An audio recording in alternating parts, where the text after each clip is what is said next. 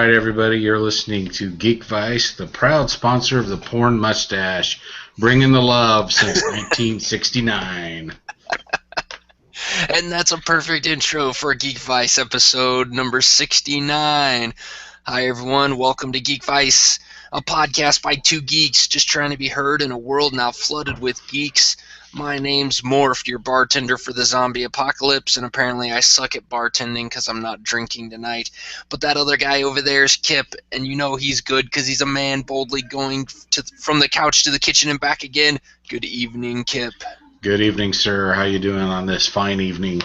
I'm doing all right. I'm going to apologize now for everyone listening to this, and I sound like crap because I'm recovering from losing my voice, or maybe I'm just now losing it, but I went to the sporting game last night, and I yelled a lot and drank a lot, and now I don't sound very good. So at those games, do they chant, ole, ole, ole, ole?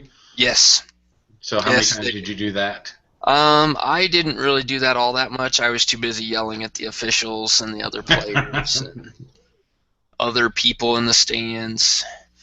It was actually a lot of fun. It was a good home opener. It was it ended as a tie, which kind of sucks. You know, it's kind of like kissing your sister, but you know, it's a good way to start the season. It was a good showing. There was a couple bad calls by the officials, so Sporting got knocked. They got a guy thrown out with 20 minutes left to go in the game, and Sporting did not lose the game after being down 10 men. So, wow, it was good. It was a good showing. They actually had a lot of good chances to win the game after they went down to 10 men, so that's a good sign. But enough about soccer. What have you been up to? I spent most of my weekend repairing a fence. And I know that's very geeky. Now, my neighbor had a big tree taken down. Of course, it's right next to the fence. And so we tore down panels of the fence. Well, when they cut down the tree, some of the logs rolled and busted out some of the posts right off ground level. So we spent a good chunk of Saturday trying to dig the concrete out. Gave up on that, thought we'll just break the concrete up. Gave up on that after a while. And it's like, well, why don't we just core the wood out of it? Yeah, that didn't work so well either.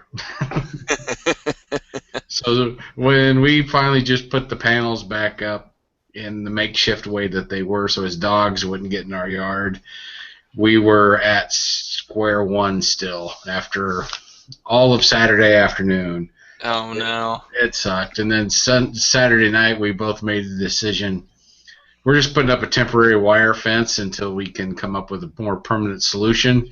So we tore all the panels back down, put up some steel T-posts, some welded wire fabric, and called it a fence. Oh, that's awesome. Yeah. That is awesome. It's a good thing. It's a good thing you don't live in Kurt's Homeowners Association. Well, the whole reason we had to do this is because the city sent a letter saying your fence is not good. It's unsafe. It's like, how bad can it be? I didn't realize the posts got broken off because they're on the other side of the fence. Oh. So it's like, well, we have to fix it. We got to come up with something, so we came up with the temporary solution. That works. He didn't like my idea of putting up the orange construction fence, but maybe next time. You know, you guys could always just move where the posts are instead of putting them right back in the same spot. Just dig new holes, pour new concrete, and move the posts over. Well, you'd think, but because that great big fucking tree was really close to the fence, there was no place to dig another hole without spanning way too far. Oh. Every place we dug either had concrete or gigantic tree roots, so didn't work. Yeah, man, that sucks. Yeah. So needless to say, my hands are sore, my arms are sore. I never want to do this again. Well, hey, that's a good thing that you don't do manual labor for a living. That is true. I would have starved to death a long time ago. So after that, licking my wounds, we sat down and watched TV, and the wife got a BBC show from the library called The Musketeers, and I was skeptical. Man, I can't even talk. I must be really tired. And the reason I was skeptical is every American version of the Three Musketeers, the Fourth Musketeer, whatever they throw out there, just seems to suck. I haven't seen a good Musketeer anything. So I was pretty skeptical on this one, but we're on episode 9, 8, 9, something like that, and I'm really enjoying the show. Leave it to the Brits to make a French TV show work perfectly. Of course. But there's really 4 of them. I've never read the books, so this may follow the books perfectly. The hell if I know. But the show starts out, there's 3 of them.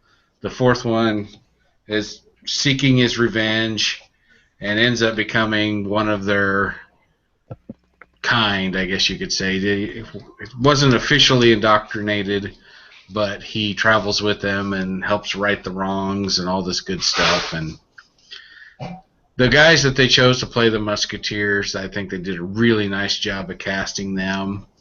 They're all different. It is funny watching a show that takes place in 1690 in France, and they all have British accents. I think that's pretty funny. But that's okay. It still works. They picked the right guys. The one thing that did stand out to me is, 2 things about their fighting. There's sword play, and then there's also firing of pistols. Really? Flintlock type of pistols. Sure, okay, right. Which, all the Musketeer shows, movies I've seen, it's all sword play. Right. Fencing style. So it was kind of neat to see the pistols and the gunplay. And the other thing about it is the sword fighting is far more violent than the typical swashbuckling, fencing style of sword play that you see in a lot of movies, especially around the Musketeer theme. Mm-hmm. These guys are swinging hard. There was sparks coming off the swords. It was pretty violent. It's kind of like, I bet it was that way, because here's guys trying to kill the other guy with a piece of steel. Yeah, let's swing that fucker as hard as we can. So if you get a chance to catch, and season 2 is going on right now. I looked on IMDb and it said that season 2, episode 9 or something like that aired 2 days ago, which would be Saturday night. I'm assuming BBC America. So it's not too far in. If you can get a hold of season 1, I recommend it. If you've been very disappointed by the American offering of the Musketeers, but you want a good Musketeer story, check this one out. It's really good. And there's no Kiefer Sutherland, so that helps. Well, that's kind of, I gotta say, BBC does a really good job when they do some of these remakes like this, because, they did. I was a big fan of the King Arthur one that they did, the, Merlin. They also did a Robin Hood. Which I really liked, that Robin Hood. Yeah, I did too. I was a big fan of that one. So I didn't like Atlantis all that much, but it was still. I'm glad to hear that this one's good, and I might have to go back and watch these on Netflix, because that's where they usually end up going. So yeah, and if you liked the Robin Hood from about 5 years ago, 4 years ago, whatever it was, you'll like this, because it's pretty much got the same kind of feel. The humor's the same. Yeah, it's just well done. So I I'm giving that the Kip Killigan seal of approval. Cool. If that means anything to anybody, there it is. I have to put that on my list of TV shows that I need to watch. Yeah, because I was building fence, that's really all I got to watch this weekend. We started Briscoe County Jr. Yeah. With Bruce Campbell from, what was that, early 90s? Mid 90s? Mid 90s. Yeah. So I've seen one episode, the pilot, but then we decided to try the Musketeers and really liked it. So once we finish that, I'll watch Briscoe County Jr. and then next time I'll be able to give an update on that one. Yeah. So I didn't get as much time in front of the TV as I normally would. Awesome. Well, have you caught up on Agents of S.H.I.E.L.D.? Did you watch the mid-season premiere last week? I did. Oh my goodness. Absolutely. They're really hitting a home run here.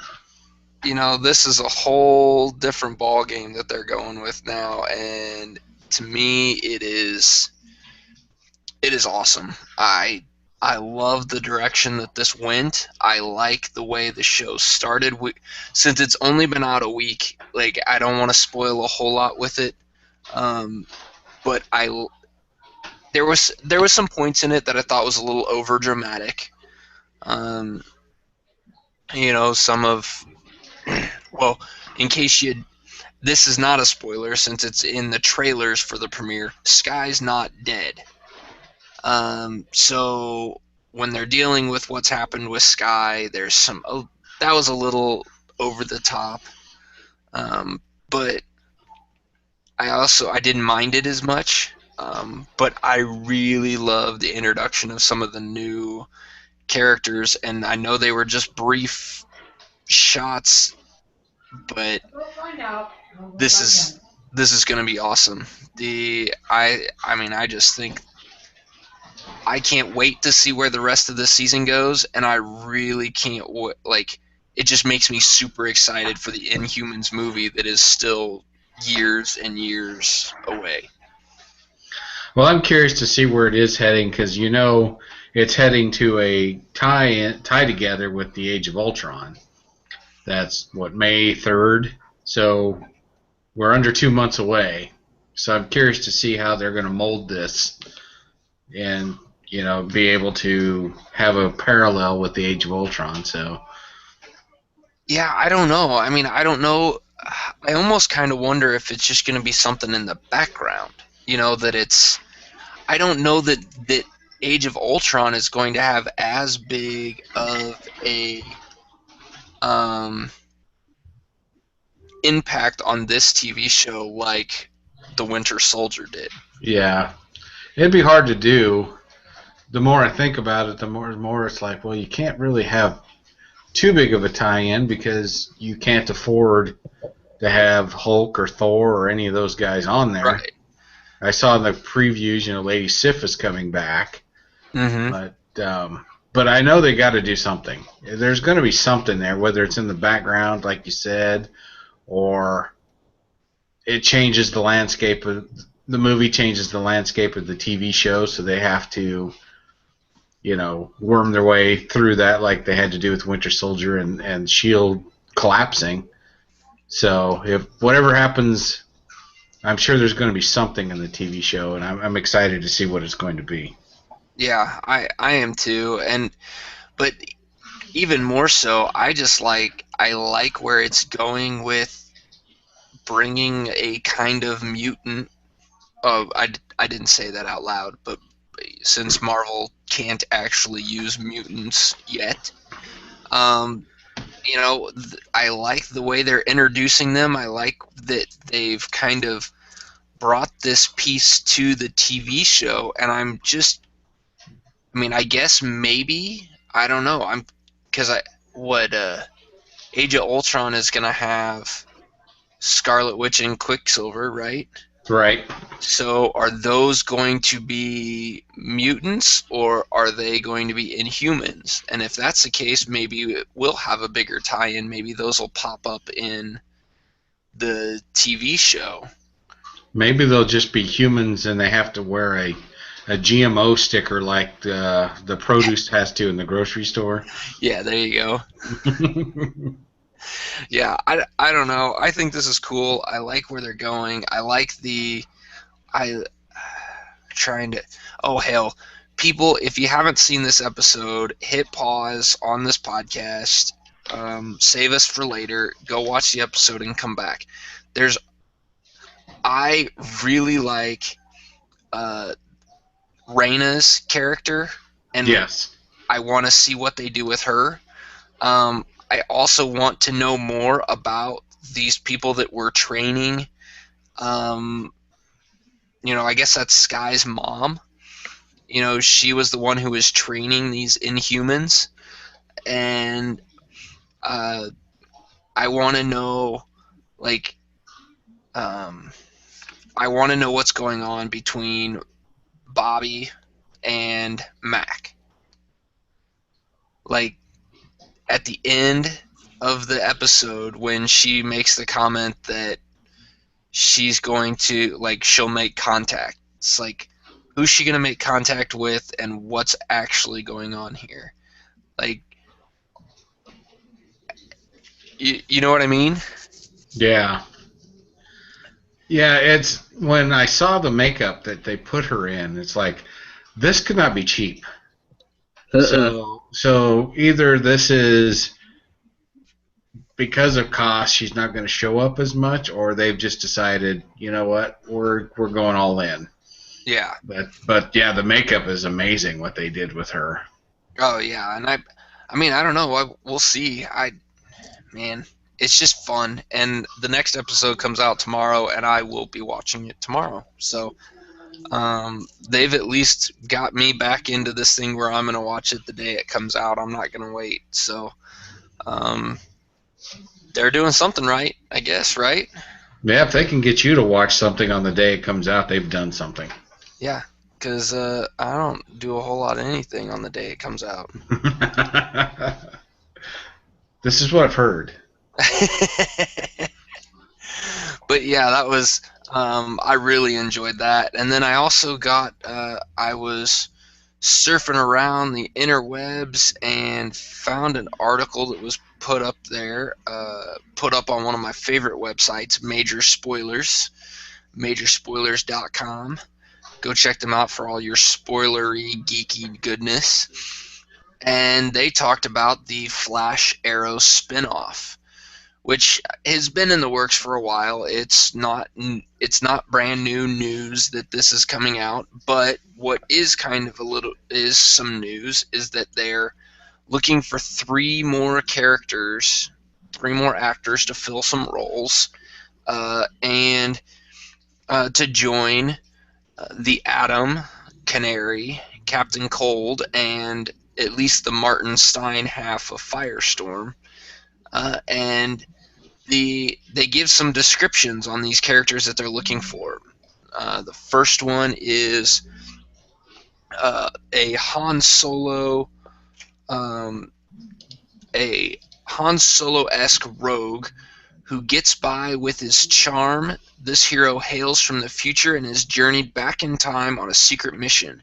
His razor-sharp wit hides the pain of a man who has lived through serious conflict. He also harbors many secrets, always leaving both his teammates and the audience unsure of his true allegiances. And to me, that just, I don't know, it kind of sounds cool. I like this idea. A couple of characters from the DC world that's been, that could kind of fit this role is Rip Hunter. But the one that I'm actually more interested about to see, and I don't know that it'll actually work or not, but that's Booster Gold. He's a time traveling hero, millionaire actually, I believe. So I don't know. It's going to be interesting to see who they get to fill that role, and I'm also curious on is this going to be a character? All these other characters have been introduced in either Arrow or The Flash. Is this character going to be the same way, or these other two characters going to be the same way? They're also looking for a female warrior. Says this 20-something Latina is pretty but unassuming, book smart, and socially awkward by day. But by night, when she hears the cry of battle, her fury is ignited and she becomes a fierce warrior. So much so that sometimes she can become a threat to others. This one, I have no idea who this could be. One of the suggestions was Fury, but I have no idea who that is. To me, it could be, I don't know, I'm wondering if maybe it's going to come from kind of the Bat universe type thing. Maybe some, I don't know, it would be kind of cool if they could make some kind of tie to maybe the Gotham series. But I don't know. It's very hard to say. I mean, there's the possibilities are practically endless, and that's the fun of the whole deal. Is hints and not so subtle hints keep getting dropped, and you're like, oh, that could be this, or that's that guy for sure, or it's just like, this is cool. I mean, it's like being on the inside. It's like it's an inside joke, and I get it. I'm special. I know what's going on. Yeah, I mean, it's just I just think it's kind of fun. It's kind of fun to guess about what's going to happen here, and I just can't wait to see what they do. I'm having so much fun with DC's TV shows that I'm pretty much watching all of them, and I just want to see them keep going. I hope that Constantine gets picked back up for a second season. I'm really liking The Flash. I'm even caught up on the Arrow. I think the only DC show that I'm not 100% caught up on is Gotham. And I think that's just because I'm running out of time. I'm spending so much time watching all these other shows that that's the one that's just probably fallen down on my list. Did you see that Jada Pinkett Smith is not coming back for season 2? She's not. That was announced, I think, yesterday. Oh, that's even better. Now I really am going to have to get caught up on that show. I'm hoping they kill her character off, because I don't really like her character. I thought I would totally hate her character, but I think because she plays it so over the top, I enjoy it. Yeah, it could be. Yeah, but I don't know. The one I wish would go away is Barbara Gordon. She seems to be just kind of useless. But I know for the story, she's got to be useful. But holy cow. She's just got to be around, because she does end up leaving or running off on the family after the kids are born. Yeah. So. But yeah, Jada Pinkett Smith's not coming back, and this show just seems to get better with each episode, which I really appreciate. And so yeah, you got to get caught up, and I think it doesn't come back until like in April. Gotham? Yeah, so once you get caught up, I think I think because of the basketball tournament. I don't know. Oh, you're probably right. So that'll give me a chance to get caught up, because I think I'm only 4 or 5 episodes behind. But just everything else that I'm watching is just hard to keep up with everything. Yeah. And and I'm also kind of curious. Jumping back, this battle between Marvel and DC, and right now DC kind of has a stranglehold on the television markets, but if Agents of S.H.I.E.L.D. keeps going in the direction it's going, it's gonna put a big dent in that. But then also, the Agents of S.H.I.E.L.D. TV show gives them perfect opportunity to build up characters for spinoffs, whether it's, the something with the Inhumans or a particular character in the Inhumans, to build up some TV shows that might be like the, superhero meta-human type story, like The Flash or Arrow. So I kind of hope that they could do something like that. Yeah, and I don't see why not. I mean, they're throwing a lot of force behind these shows, so I don't know if I can say force. That's another franchise, but anyway, yeah, Marvel owns that one. It's okay. Yeah, we're good. Yeah, Disney owns that half of the world. Yeah. But yeah, I mean, they seem to really be putting all their effort into these things, so why the hell not? Well, why not just go and I hope it's paying off. I mean, we keep getting quality content, so I'm hoping the bottom line on these things is so good that we do see some things like the Inhuman stuff coming out. And well, and how awesome would that be to give like an introduction to the Inhumans, to give them a little bit more like background, maybe give them some, some of the conflict of them all before the movie comes out, or better yet, like you get to know about the Inhumans on Earth and where they came from, and then maybe the movie is kind of more the Kree-Skrull war that caused the creation of the Inhumans. It's just, I don't know. I mean, we don't have hardly any information on that movie because it's so far out in the future, yet we're getting so much information on the Inhumans with it. It's only been one episode, but I'm going to guess that they can't just drop it now. These Inhumans have got to be in there for at least the rest of the season. Yeah. So, I mean, it's... wow. That's all I got to say. Wow. Well, it definitely makes it a lot of fun. Yeah. And, the wife and I have been calling it like a golden age of TV because it seems like almost every night of the week there's something on worth watching. And I remember back in the day, Thursday night was the night. Now it seems like it doesn't matter what night of the week, there's something quality to watch. Yep. I'm having a hard time. I'm just having a hard time keeping up with it all. So, I mean, That's right. We're gonna have to quit our job so we can watch TV full time. That's right. Or just stop sleeping. One of the two. I'd rather sleep than keep my job. So there you go.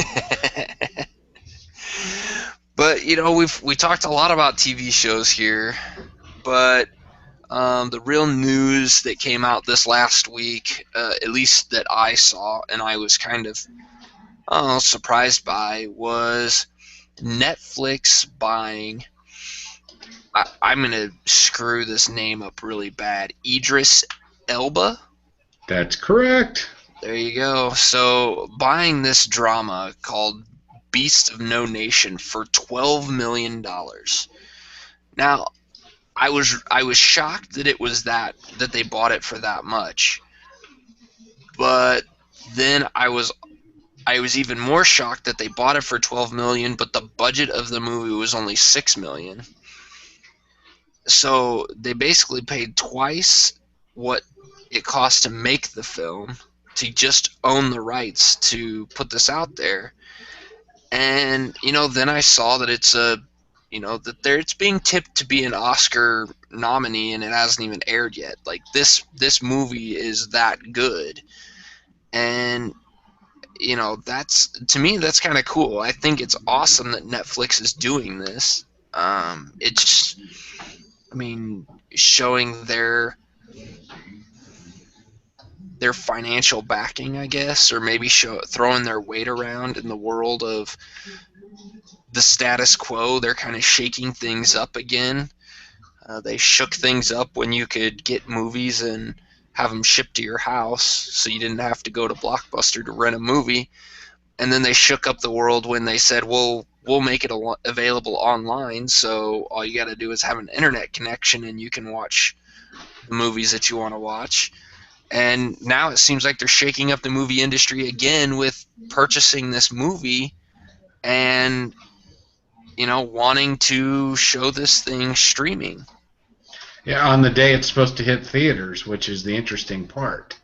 That is it's like the first shot fired in a major revolution. It could turn out to be that way, or it could just turn out to be a major risk that didn't pay off. But I think, more and more people want that option.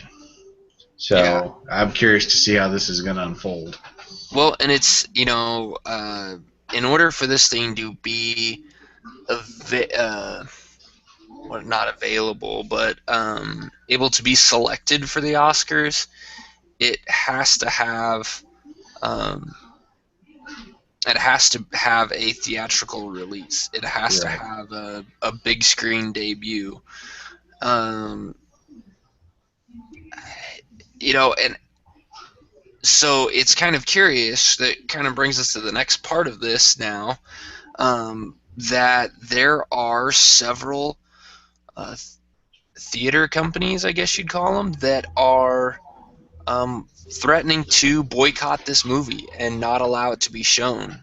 They're saying America's 4 largest cinema chains will refuse to screen this movie, and those are AMC, Regal, Cinemark, and Carmike. I've never heard of Carmike. I haven't either. I'm going to guess that's a East Coast or West Coast thing. Yeah, it's somewhere on the coast, Living in the flyover zone, you only get AMC and Cinemark, so. Right. Well, and I'm kind of surprised that Dickinson's not on here, but Dickinson could be owned by one of those 4. I have no idea. Because those are the 2 theaters that I see the most around here, Dickinson and AMC. Yeah, I can't think of a Dickinson theater. Well, the one at the Great Mall is a Dickinson theater. And guess what's going away? The Great Mall. The Great Mall is going away. Oh, Dickinson Theaters is a privately owned movie theater chain based in Overland Park, Kansas. Well, there you go. That's why nobody gives a shit, because they just don't have that many theaters. Yeah, they're based here, and they don't have that many theaters here either. So. They have 18 theaters and 210 screens in 7 states. Yeah. There you go. Yeah, so they're not a big deal. They'll probably end up showing the movie. Yeah, and they were saying, like the art houses, like the Alamo Draft House and things like that will show it. So there you go. There's your theatrical release. Yeah, it's going to be a question on whether or not they can get enough theaters to do it, because I think there is I'm sure that there's a threshold that they have to meet. Why couldn't this, or maybe it can, maybe this is going to be the straw that breaks the camel's back, and it doesn't get out to enough theaters, but it's such a good movie that the Academy ends up changing their rules, and that this causes, the big thing to not only cause these theaters to go, well, wait a second here, maybe we can't throw a big fit about this because we need to find another way to get people to come into the theaters, or look into another way of bringing theaters to people. But, also cause the Academy to change the way they're doing everything and way they're looking at things, and maybe movies won't have to have a theatrical release in the future. And, if that's the case, how many of these, these movies could just make even more money if they don't have to go to the theaters. They could just go video on demand right away. Kevin Smith might be winning more awards. Or any awards. I doubt that, but it's kind of funny because Kevin Smith started doing this. He's done this for several of his movies recently, since he's kind of gotten out of the big movie chain productions and kind of been funding his own stuff. he kind of went away. It started, I think, with Red State, where he wanted that to go video on demand. At the same time it was going out in the theaters, and the theaters said, well, we're not going to show it if you're going to do it video on demand. So he said, fine, he'll just make it a Q&A session with a video premiere beforehand. And that's how he got that thing into some theaters, did a tour with it basically, and then it went out on video on demand at the same time. So you could watch it on Netflix at the same time you could go and see it, and see it at a premiere. And nobody thought anything of that back then, but when you start that, nobody was going to question Red State as a Oscar-winning movie. Now there's a possibility that a possible Oscar-winning movie is not going to be eligible for the Oscars because Netflix wants it to go streaming. That's going to cause some people to pay attention. Yeah, definitely. I mean, and getting a major film like this, it's going to get some accolades. It's a brilliant move. It really is. It's like you said, Red State, nobody really gave it too much thought. This one, people are going to pay attention. Yeah. And, for those of you that don't know, this movie looks really good. It's directed by Cary Fuqua. I'm not even going to try to pronounce that name, but is the director who did True Detectives, which I've heard lots of good things, and he won some Emmys for. Which was fabulous TV show. Yeah, and it stars Idris Elba and another guy. It's based off of a novel by somebody that I really can't pronounce their names. Uzodinma? Let's go with that. Yeah, that sounds great. That's it. I nailed it. So, this... You know who Idris Elba is? I know. Yes and no. He was in Thor. Who was he in Thor? I can't think of his character's name, but he was the guy that was like who ran the Bifrost. Oh. Okay. What's his name? Helm something. Now I'm drawing a blank on the name of that character, but yeah, I know who you're talking about. Yeah.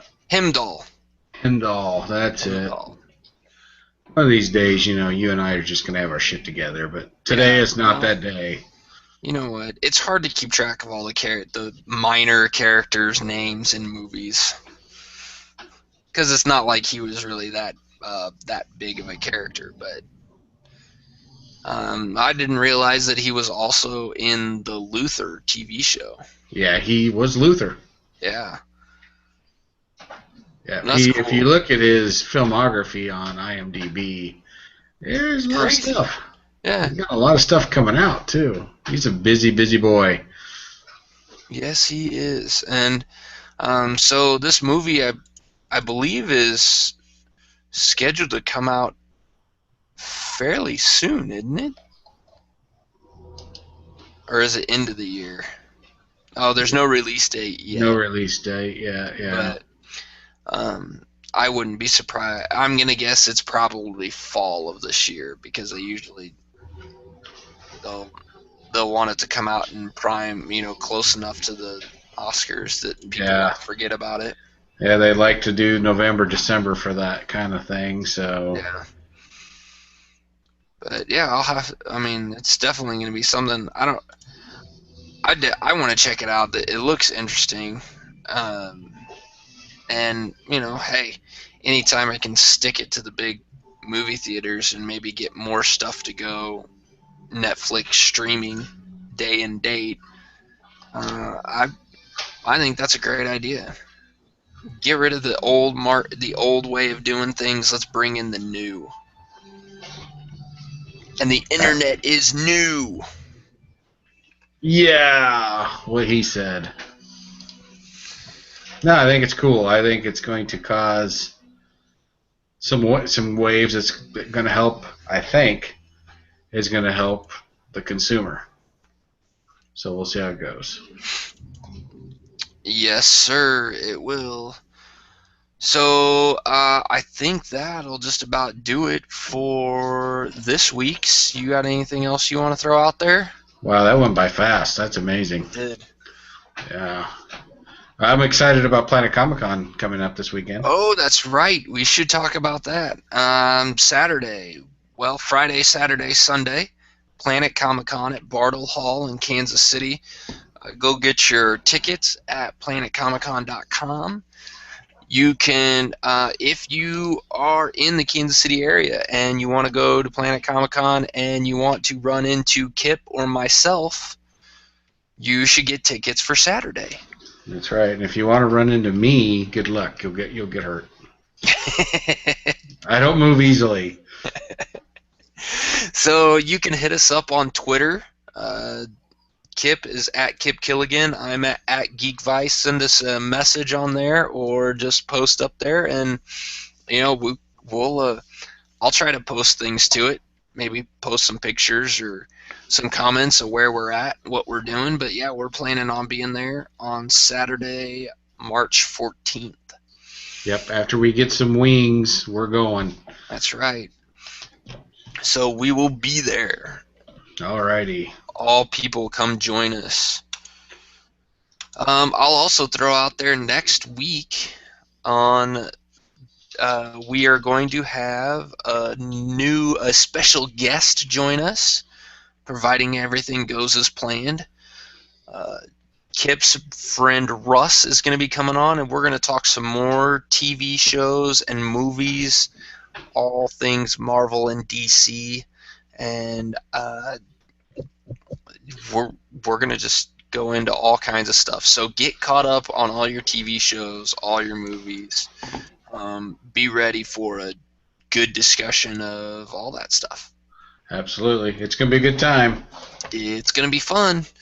But, you guys can also, while you're waiting for that to come out, you can check out our blog at geekvice.blogspot.com. You can follow us on Google Plus and Facebook. Just search for Geek Vice. You can, again, follow Kip at Kip Killigan. You can follow myself at Geek Vice. And I want to thank you, everyone, for listening to our ramblings. And if you want to comment on any of our topics or suggest a topic for a future episode, email us at geekvice@gmail.com. See you next week. See ya.